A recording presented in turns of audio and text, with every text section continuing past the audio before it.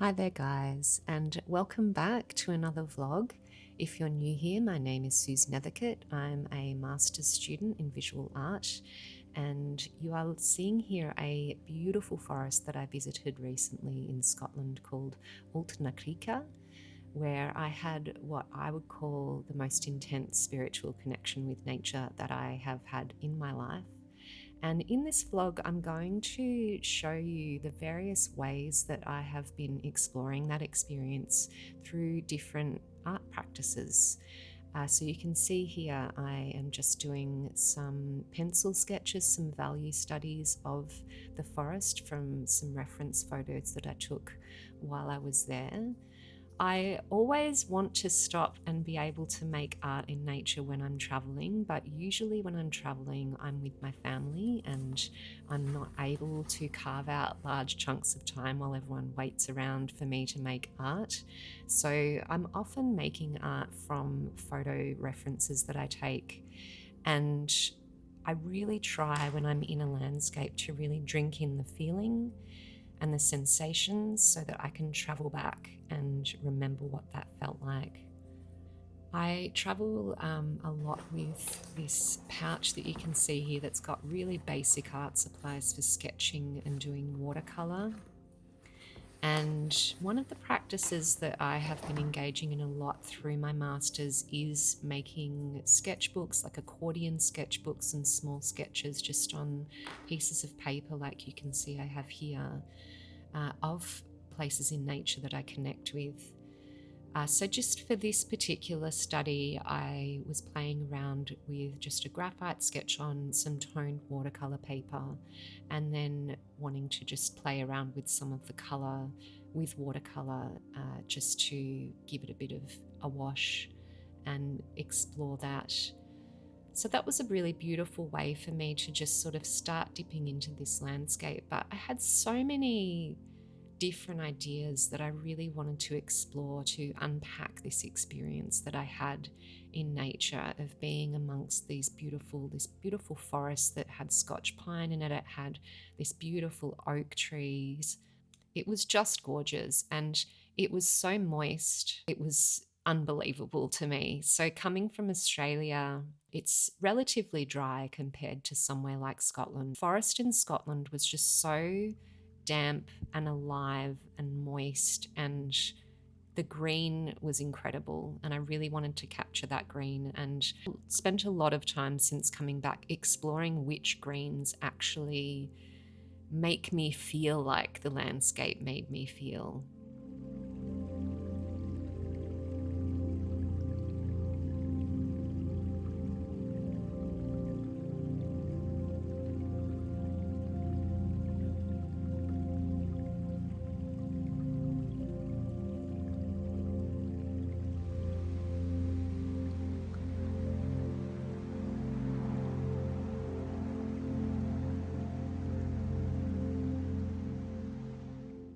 Wanted to make some oil paintings eventually of this forest, and I really just wanted to get to know the landscape through these photographs that I'd taken and do some value studies in advance of doing a painting, so that I was going in there with some really clear ideas about how I was going to put together this oil painting that I wanted to do. So you can see here I've just made myself a really simple accordion sketchbook out of a toned drawing paper. It's not a watercolor paper as the other one was. And I bought this beautiful pencil while I was in England. I got it at a store called Choose in Keeping. It's a Kaweco pencil, but this is it's a pencil with a very thick lead that's mechanical. And it's just an absolute game changer for me in terms of sketching and really being able to work with speed and really get different kinds of marks from my other pencils, which I really like the matte Blackwing pencil for very dark tones, and I also like the Blackwing Pearl, and I sort of switched between these three as I was drawing this landscape to make this accordion sketchbook. But it was a great activity and just really sinking me into remembering what that landscape felt like, and also how I'm going to approach painting that landscape as an oil painting. So I thought it'd be beautiful to make this as an accordion sketchbook. You can see that the accordion is split up into a couple of sheets in this footage, which I will join together to make a bigger book and put a cover on it when I'm finished. So I spent quite a bit of time as I was reacclimatizing back to being in Australia working on this sketchbook, and I was really happy with how it turned out. Sketching in the landscape is something that I've really fallen in love with, just making really simple tonal studies of the landscape. And I also have discovered I really love working on toned paper because kind of half the work is done for you.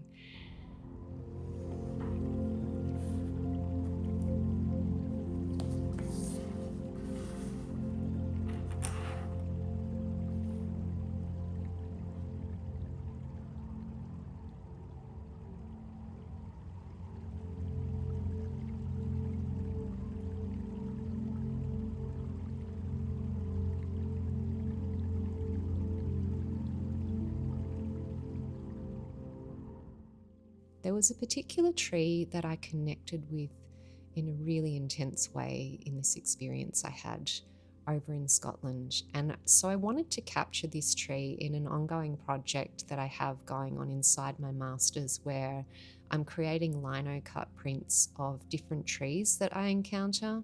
Most of them so far have been ones from my local neighbourhood in Australia, but after I had this experience with, while I was hugging this actual tree in nature, I absolutely had to capture it and create a print out of this one too.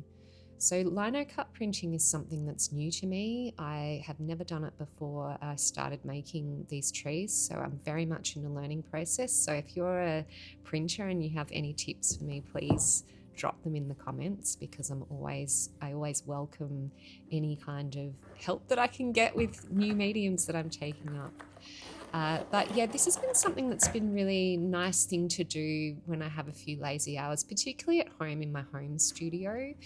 You can see me here working at a table near the window in my home studio, which I've been working in a bit over the last month just because I've had a lot of stuff going on at home and it was a bit hard to work between studios. So you can see me here just carving at that block in preparation for printing it, which I haven't done yet because I haven't completed it.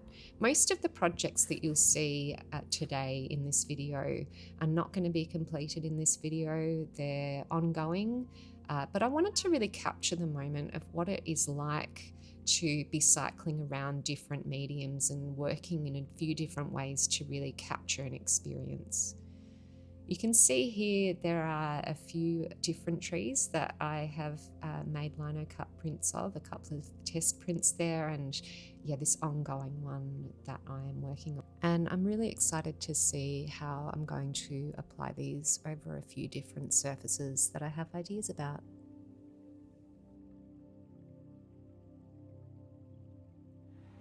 Photographs have become one of the really important ways that I work with nature in my art.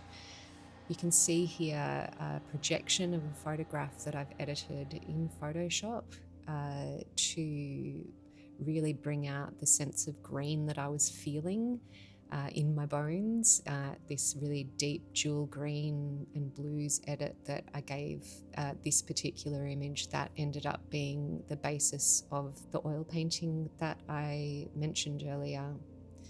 So in order to scale up and figure out the composition for this painting, I often do work with projectors in my studio to figure out the early stages and the architecture of a composition. And in the case of this painting, I really wanted to kind of combine two different photographs into one that I felt really encapsulated this moment that I had in nature. The photograph that you can see here that's projected on the linen canvas that I'm going to be working on, photo of me hugging this tree that I spoke of earlier in a photograph that my husband took. And it really captured the moment. This intimacy that I felt with this tree was very palpable and real. So I'm just here capturing the very outlines of those essential parts of the composition, such as my position against the tree and just sort of those central areas. Just got a little puppy moment happening here for all the doggy lovers. She's such a beautiful studio buddy. So I spend quite a bit of time sometimes at this stage sketching outlines, sometimes removing them, just to try and pick out the areas that I most want to capture inaccuracy in the painting.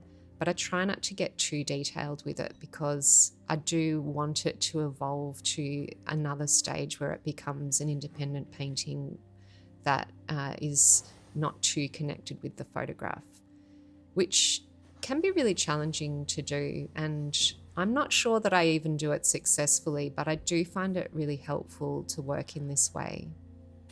It's kind of a new way for me to be working with photographs in my work. I, in the past, have done a lot of abstract-based work, and I'm finding it really interesting exploring a more realistic approach.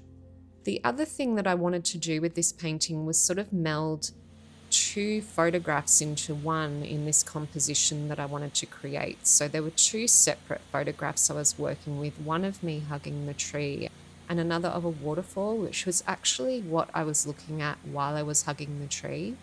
But I wanted to move the waterfall into the painting compositions so that you can see me looking at the waterfall in the painting. So I then just simply projected up the photograph of the waterfall and found a size that worked well within the composition of the one that I just traced out from the other photographs so that I can create this new composition. And again, I'm not using every element of the image. I'm just trying to pull out the key elements that I want to bring into the painting without being too directed by the photograph in the way that they fit together. It's kind of a new thing for me, newish. I've been working with projected images a bit over the last couple of years. But yeah, I feel like it can be really helpful, but it can also sometimes take you away from the freshness that comes with painting a painting when you don't use imagery that you've brought in from a photograph.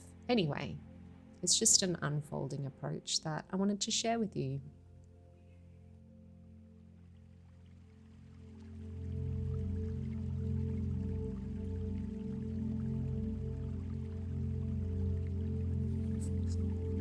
For many of you, this will be the first time in my home studio, so welcome to my home studio. It's a lovely space in the centre of my Victorian house. It has crazy high ceilings and not the most brilliant natural light as many Victorian houses do, so I have a bit of help with some lighting. But yeah, as I mentioned, I've been working here a bit over the last month just because I've had a lot going on and it was easier to work from home.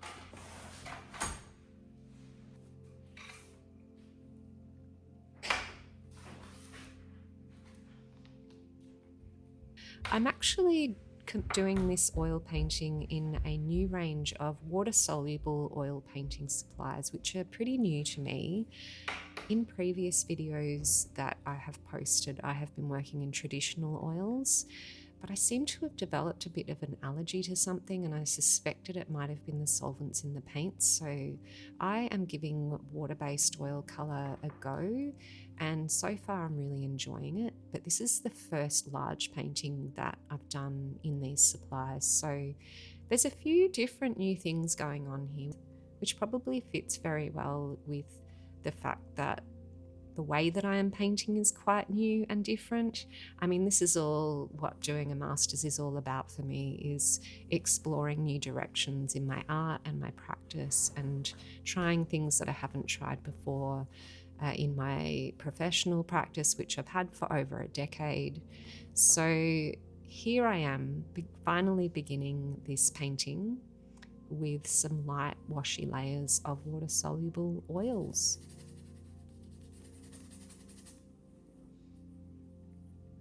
So I'm just starting off with a bit of a first layer, very washy layers in raw umber, a bit of burnt sienna, and just getting in the bones of this painting and getting a start on it.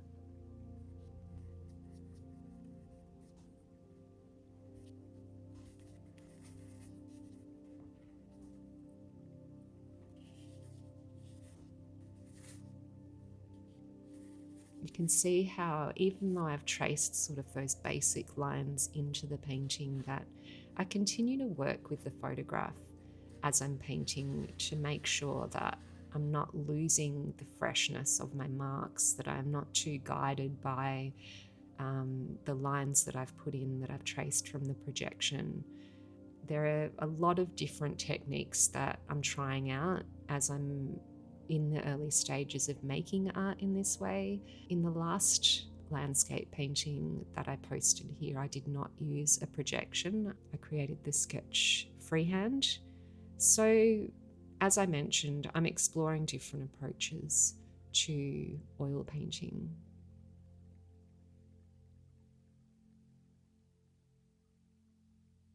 You can see that the bones are starting to appear and it's starting to come together.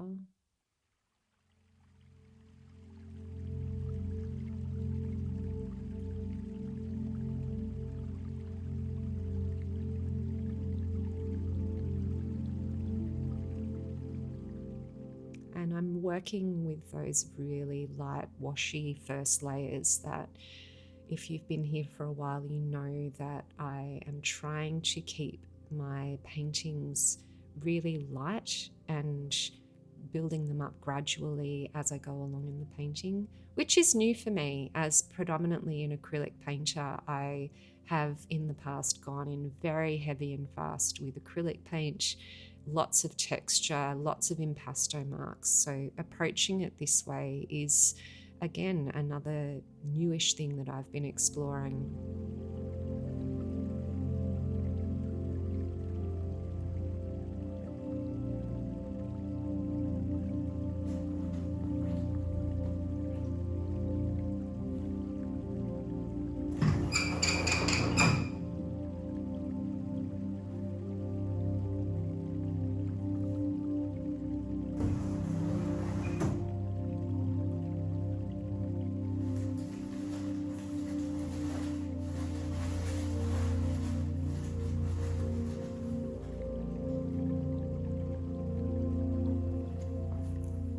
Over the past couple of weeks, I've had some lovely mail come in as well, a couple of publications that I've been featured in. One is Glue, which is one of the lovely books produced by Uppercase magazine, which I've been a reader of for years. So it was a huge honour to be included in Glue, which is all about collage and assemblage artists, and have some of my work featured.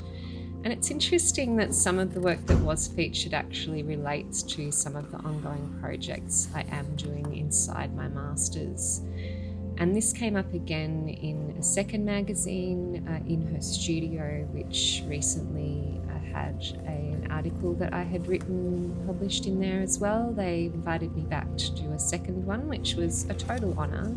And again, it was themed around autumn and included some of the images of works that I've done that relate to works that I'm continuing to do in this project. So 2 really great publications. If you like reading about artists and artist profiles, there's lots of other artists featured in both of these if you want to check them out. I'll be sure to link them in my description. One of the methods that I talk about in both the magazine and the book articles is the way that I use pressed autumn leaves in my art practice. And that's something that I'm exploring again in my master's. And I just wanted to show you the process of working with the leaves. That's been something that I've been managing to wedge in between all the other practices. And I find it actually really helpful to be working in multiple different mediums relating to a source of inspiration. I flow really naturally between different tasks in my practice, and I find some days if I'm not feeling like painting, there might be another activity that I feel really attracted to. So yeah, it's been fun to incorporate this back into my practice. So it's been really helpful for me to have these little tasks like gluing something together in between painting or drawing or other tasks that I'm doing.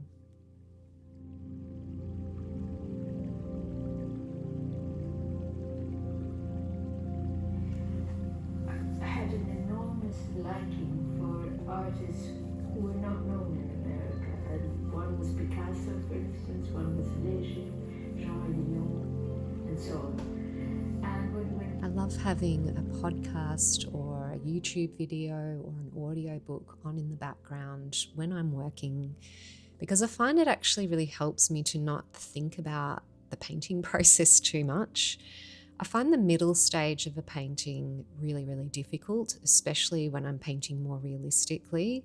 Often the painting is not looking great at this stage. You're still kind of blocking things out and figuring out those very early stages. And because I'm kind of used to, I suppose, almost an instant gratification kind of a feel with the way that I've painted in the past in my professional practice, I've found it really challenging to get through those sort of messy middle phases with oil painting. So this stage that you can see that I'm working at in the painting is a bit of a struggle for me because the painting isn't in a place where I feel comfortable. I can see it coming together, but I also see a million different problems that I know that I'm going to be able to resolve and work on. But I guess because this style of painting is newer to me and I haven't been practicing in this way for very long, that I'm still learning all the individual pain points that come along with a new process, which I keep reminding myself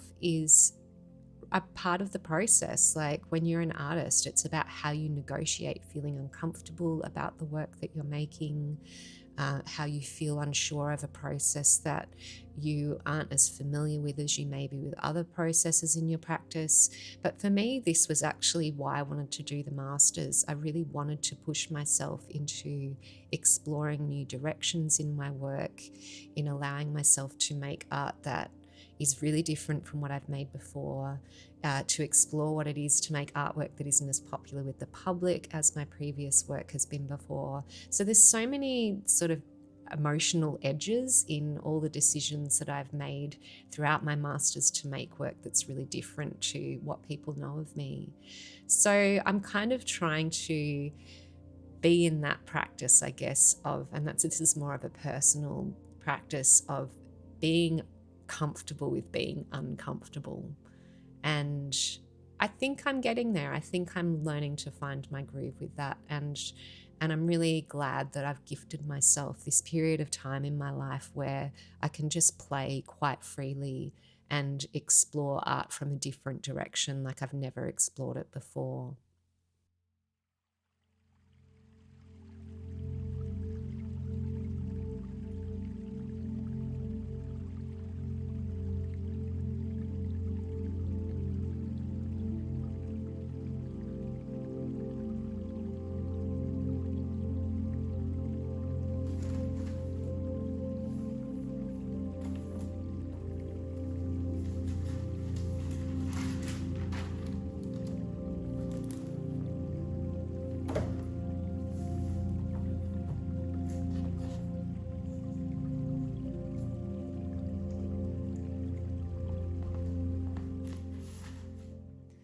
I guess one of the big advantages of working in multiple different mediums as I'm exploring a single experience, as I've done with this encounter with nature in Scotland, is that I can really go to town with the different conceptual ways that I want to explore the experience that I had. As I mentioned, one of these has been exploring through photography, where I've created edits of the environment that I was in that really evoke and amplify the experience I had. And the reason that I have cut these these ovals into the autumn leaves and then backed them in foam core so that they could become frames of these photographs that I took in nature. And the reason that I did that is because one of the big topics that I'm exploring in my master's is this idea that I love the European varieties of plants that surround me in Australia. And I'm very uncomfortable with the fact that they should not be here because these trees are not native to this land. And I grapple with this often, this disquiet that I have about that. But what I realised when I was in this forest in Scotland is that the experience I had there, that deep connection with nature that I experienced, that is what frames my love of the European trees in Australia. It was a really important moment of understanding why I feel connected with those plants, even though they shouldn't be here. And I believe it is because these plants are from the part of the world that my ancestors came from, that 100% of my DNA is from. And that is something I talk a lot more about in my previous video that I published here, which was about my trip to Europe. So if you want to learn more about that, make sure you pop on over and have a look at that video. But I'm going to leave this video here for now. In the messy middle of me working on this painting and all of the other projects, thanks so much for being here. I'd love to hear from you about your thoughts about this project and the different ways that I'm exploring this theme of spiritual connection to nature. So make sure you drop me a comment. And if you've stayed to the end, could you leave me a tree emoji? It's always so fun to know who has stayed to the end of a video. So make sure you pop that in and remember to like and subscribe. All right, guys, take great care of yourselves and I'll see you next time.